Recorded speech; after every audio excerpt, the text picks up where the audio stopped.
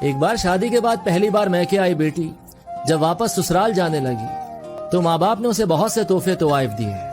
جس میں باپ نے بیٹی کو ایک اگربتی کا پیکٹ بھی دیا اور اس سے کہا کہ بیٹی تم جب بھی نماز پڑھو یا دعا کرو تو اس اگربتی کو ضرور جلا لینا۔ جیسے ہی وہ سسرال پہنچی تو ساس نے بہو کے گھر سے آئے تحفوں کو حسد بھری نگاہ سے دیکھا، اور جب اس کی نظر اگربتی کے پیکٹ پر پڑی تو من ہی من میں ہنسنے لگی کہ بھلا کون سا باپ اپنی بیٹی کو تحفے میں اگربتی کا پیکٹ دیتا ہے۔ صبح جب بیٹی نماز کے لیے اٹھی تو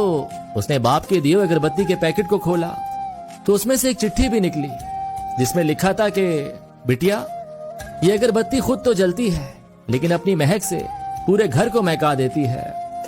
ہو سکتا ہے تم کبھی اپنے شوہر سے روٹھ جاؤ یا کسی بات پر ساس سسر سے ناراض ہو جاؤ،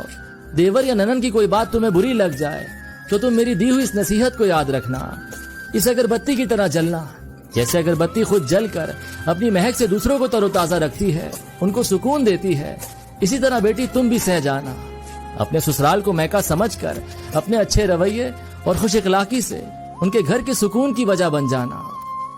یہ پڑھ کر بیٹی پھوٹ پھوٹ کر رونے لگی تو اس کا شوہر اور ساس سسر بھی وہاں پہنچ گئے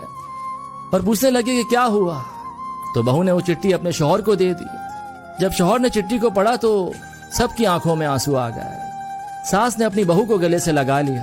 اور اپنے بیٹے سے کہا کہ اس چٹھی کو فریم کرا لاؤ، یہ چٹھی کسی باپ کا اپنی بیٹی کو دیا ہوا انمول تحفہ ہے۔